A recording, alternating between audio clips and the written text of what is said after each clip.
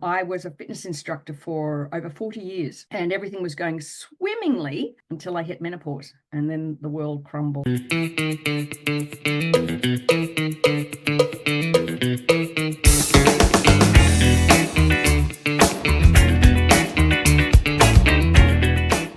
Hi, I'm Sally Thibault, menopause wellness and fitness coach with over 40 years experience in fitness, counselling, and I'm also an EFT master trainer.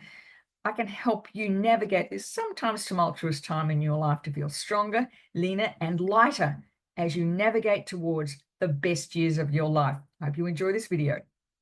When I was going through menopause and perimenopause, here's me.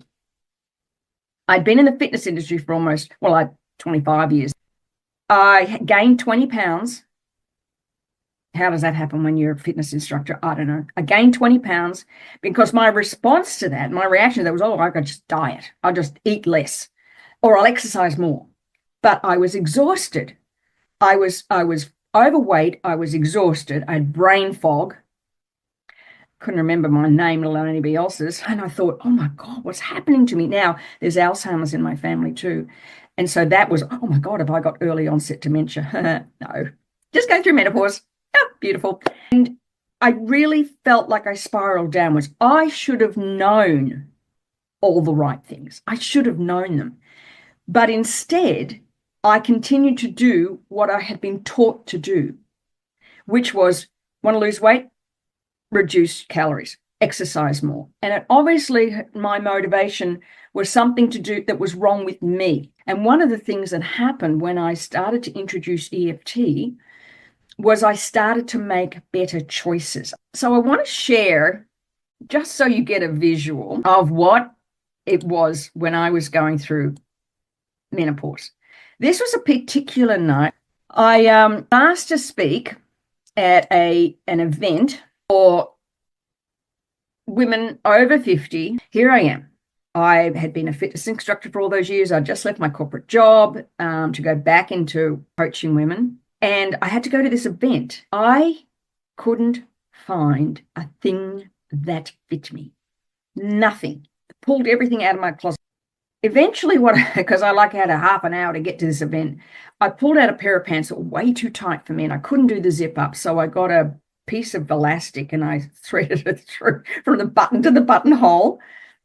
Then I had to put a shirt over the top of that. And then I had to put a scarf over the top of that so you couldn't see it. And I went home that night and literally cried all the way home, because how could I have gotten to this point?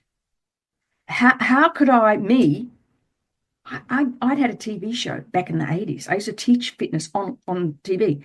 And all of a sudden, everything that I had thought was just not working anymore.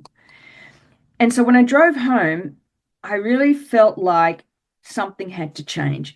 And what the fitness industry was teaching wasn't working. And I knew at that point something had to change. It was just when Susan came along and introduced me to this modality that all the pieces fell in place. And that's when I started to trust my own intuition. And what I love about this now is I actually have a better body than I did when I was 55. And can I tell you, this is not a result of dieting. This is not a result of excessive exercise. This is a result of what I'm going to teach you today.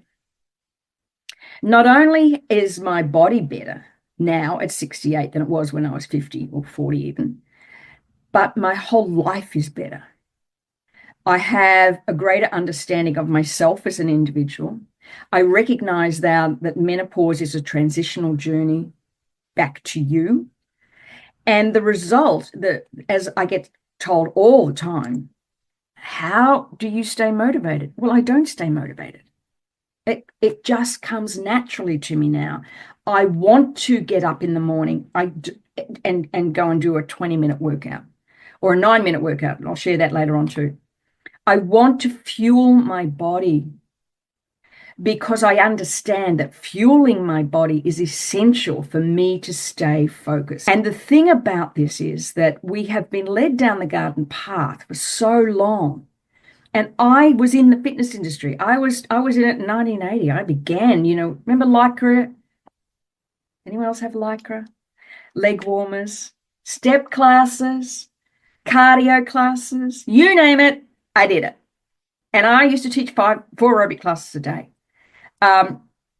So understanding that what happens in this process is about you, what you believe about yourself. Now, what happens in menopause is this. I truly believe that menopause is a transitional time. Your body goes through these changes like a chrysalis, that has to sort of lock itself away for a period of time. And that you become more of you. But in the process, there's some pain to go through. So the nutrition part and the exercise part is the part that cares for the physical part of your body. The emotional part, the belief structure, the letting go of some old limiting beliefs is the you part. For most of our problem is this visceral fat. What's visceral fat? It's the fat that sits behind the abdominal muscles. On average, visceral fat increases by 5 to 8% of our total body fat during perimenopause and 15 to 20% of our total body fat in menopause. And women gain, on average, 5 pounds of visceral fat as our estrogen levels decrease and our metabolism slows down. Now, here's the thing with visceral fat. It cannot be reduced just by diet because visceral fat is made up of a whole heap of issues. It could be poor sleep, it could be stress, it could be prediabetes, and visceral fat has been linked to type 2 diabetes, heart disease, some cancers, and some inflammatory diseases. So what we're going to do is focus on how we release visceral fat. And as I said, it's a container. It's a lot of aspects. Now, when we restrict calories, it impacts on our metabolism and our brain function, which are the two things I think for most of us that we find very difficult. But the diet-focused industry and low-fat dogma has resulted in us being under-muscled, protein deficient, and processed food overloaded. Were you part of the low-fat generation?